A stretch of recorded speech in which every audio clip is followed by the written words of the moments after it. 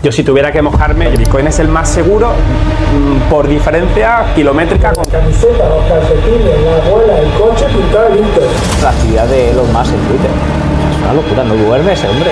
Este es un tío pro Bitcoin, pro crecimiento y bajada de tipo y bajada de inflación. De Bitcoin y oro, para mí son la misma cosa, pero me cuesta muchísimo elegir el oro antes que el Bitcoin. Oye, estudia, aprende un poco autocustodia, aprende cómo quieres invertir en Bitcoin, pero ten en cuenta que se va a meter un talegazo, un 50-60% desde máximo, no te lo quita nadie. Bueno, ¿y la inflación cómo la veis? ¿Qué perspectivas tenemos? ¿Qué pensáis de la inflación de aquí en adelante? ¿Nuevo repunte? ¿No? ¿Cómo? Bueno, ahí yo creo que la preocupación que hay es que los aranceles, si estamos hablando de la inflación de Estados Unidos, por seguir con el tema de Estados Unidos, que si de verdad se imponen ese tipo de aranceles, pues va a ser inflacionario, porque significa que los productos que importe Estados Unidos los va a importar a un precio mayor y por supuesto el que los quiere vender allí quiere vender con un beneficio, por lo tanto va a subir los precios y eso es inflacionario de por sí. Planteaba Diego que también hay medidas para que son deflacionarias como lo del petróleo, pero no sé hasta qué punto podría compensar el tema de los aranceles. Si llega a poner los aranceles de donde ha dicho que no creo que lo consiga, será parcial y será algunos países, no serán los porcentajes que ha dicho y a lo mejor tampoco son todos los productos, ya veremos, no sé qué pensáis. Yo creo que, a ver, la inflación ha sido la principal preocupación después del COVID. La inflación se va a las nubes en el 2021 y por eso viene esta subida tan brutal de los tipos de interés.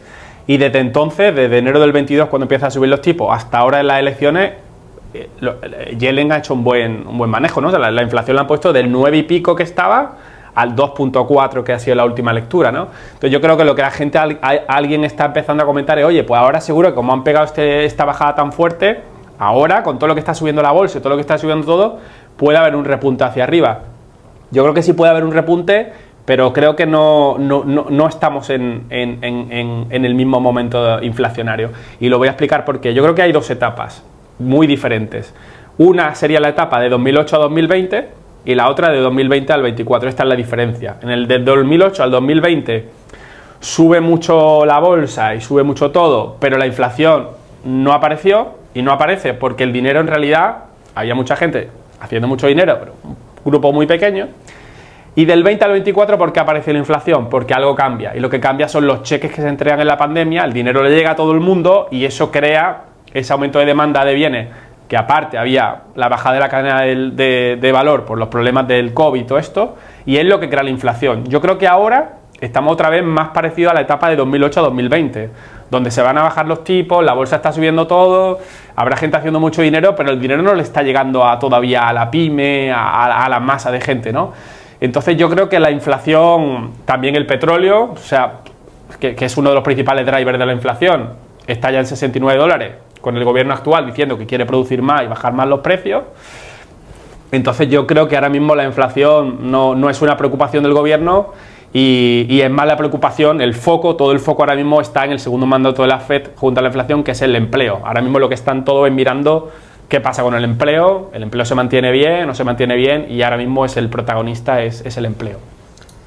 Sí, la verdad es que coincido bastante con ambos comentarios. Al final hay que tener en cuenta que en la pandemia, en el año 2020, se dieron la manita tanto el lado fiscal como el lado monetario, ¿no? Ambos coincidieron en llevar a cabo fuertes estímulos, que fue un poco lo que produjo esa inflación. Hay que tener en cuenta que sobre todo la gran máquina de imprimir billetes la hacía el Tesoro, no la hacía la Reserva Federal, como el típico meme. En realidad Powell lo único que puede hacer es aumentar las reservas bancarias, luego es el banco comercial el que tiene que prestarse a ofrecer ese dinero a los particulares para que se traslade ese aumento de reservas bancarias, ese QE, ¿no?, que se llama, que es el aumento del balance de la Reserva Federal. Son esos cheques, esos estímulos, que es un dinero mucho más directo el que de verdad tiene un efecto para provocar aumentos de la inflación. Ahora mismo yo veo una situación bastante clara y es una desinflación, la tendencia es muy positiva. Sí que es cierto que los meses de julio y agosto recientes hemos observado una tendencia casi deflacionaria intermensual. Eso fue un poco lo que llevó a la Reserva Federal a bajar 50 puntos básicos y a, oye, ya descontar que se había eliminado la inflación. Desde entonces, datos de septiembre y octubre, que hemos visto aumentos de ciertas expectativas y demás, no hemos visto datos de inflación que realmente supongan una preocupación de repuntes. Yo lo que veo es una normalización, es decir, no es bueno tampoco la tendencia que estábamos llevando en julio y agosto. ¿Sí van a lograr los objetivos de inflación antes? Sí, pero ¿a qué coste? A coste de una deflación que, oye, si se mantiene puede generar bastantes más problemas. Ahora mismo el foco dentro de la inflación yo lo veo sobre todo en que la inflación de los servicios se mantiene bastante elevada.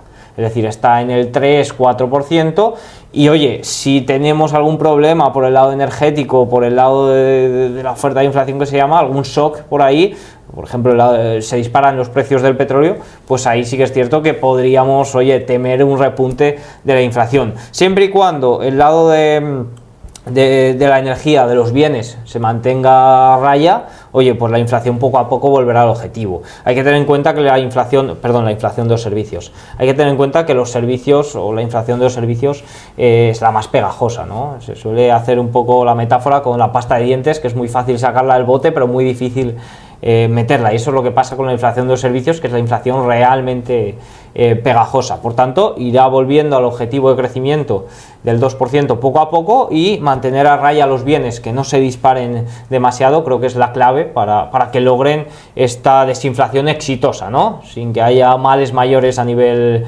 económico. Yo quiero incidir otra vez porque al final yo creo que la audiencia entienda bien, pero ¿por qué están todo el día hablando de la inflación? ¿Por qué es tan importante? ¿Por qué tanto foco en la inflación? ¿No? Al final la inflación es tan importante en la conversación porque la inflación es uno de los principales drivers de lo que hace la Reserva Federal con los tipos.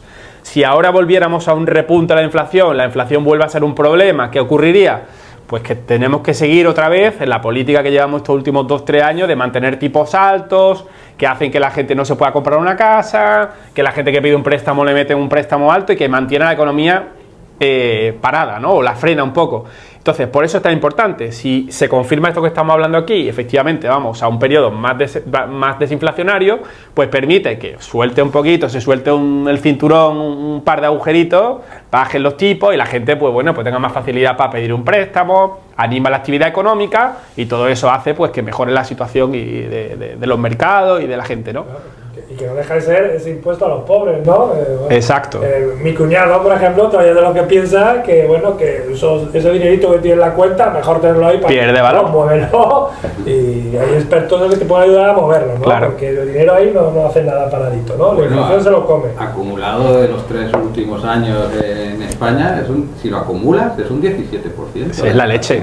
O sea que es el 17% de tu dinero que ha desaparecido, sí. Como no hayas hecho algo. Exacto, por eso es tan importante, yo insisto mucho, la gente que no invierte, no, yo no invierto, a mí me da igual, la gente tiene que hacer un esfuerzo y ojalá que nosotros podamos colaborar y ayudarle a la gente con nuestro programa, con el de hoy, tal, a que la gente entienda un poco, pues eso, las cosas que pasan, por qué son importantes y es un poco nuestra motivación.